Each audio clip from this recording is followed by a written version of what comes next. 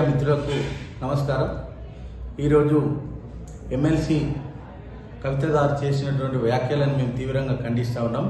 కేసీఆర్ గారు ఎవరినైనా ఎమ్మెల్సీ కవిత గారు చేసినటువంటి వ్యాఖ్యలను మేము తీవ్రంగా ఖండిస్తూ ఉన్నాం. కేసీఆర్ గారు ఎవరినైనా సహించరు. కాళేశ్వరం విషయంలో హరీష్ రావు, సంతోష్ రావు చేసినారని చెప్పి కావాలని చెప్పి మసిగూసి మారేడుకాయ చేయాలి, వాళ్ళ మీద బదలాం చేయాలి, నేను ఫేమస్ కావాలి అని చెప్పి ఏదో దుర్బుద్ధితోటి ఇవాళ మరి హరీష్ రావు గారిని, సంతోష్ రావు గారిని కూడా విమర్శిస్తూ ఉన్నారు. దీన్ని మానుకోవాలి. కేసీఆర్ గారు ముఖ్యమంత్రి ఉన్నప్పుడు ఎలాంటి అవినీతి జరగలేదు, దానికి తావే లేదు. అవినీతి జరిగి ఉంటే ఎవరిని కూడా కేసీఆర్ గారు సహించకపోవు.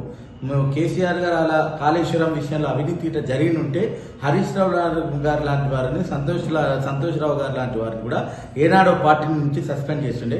కావాలని నీ స్వప్రయోజనాల కోసం, నీ మనుగడ కోసం, నీ వెనకాల ఎవరుండి చెప్పిపిస్తుర్రో వాళ్ళ స్వప్రయోజనాల కోసం, నీ స్వప్రయోజనాల కోసం కొందరిని బదలాం చేయడం పద్ధతి కాదు. ఇక్కడైనా మానుకోవాలి. ఎమ్మెల్సీ కవిత గారు, నీకు తెలంగాణ జాగృతి అని చెప్పి నీకు భిక్ష పెట్టిందే బీఆర్ఎస్ పార్టీ, కేసీఆర్ గారు ఆలోచన చేసుకోవాలి. మరోసారి విమర్శిస్తే ఊరుకోబం. మేము కూడా అందరం కూడా బీఆర్ఎస్ శ్రేణులు అందరం కూడా కవిత గారిని పార్టీ నుంచి సస్పెండ్ చేయడం కూడా మేము కూడా సంతోషం వ్యక్తం చేశాను.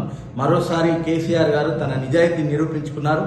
కూతురైనా, కొడుకైనా, అల్లుడైనా ఎవరైనా సరే అవినీతికి ఇట్లా పాల్పడితే పార్టీలో ఉంచేది లేదు, సహించేది లేదని చెప్పి దీనికే నిదర్శనం.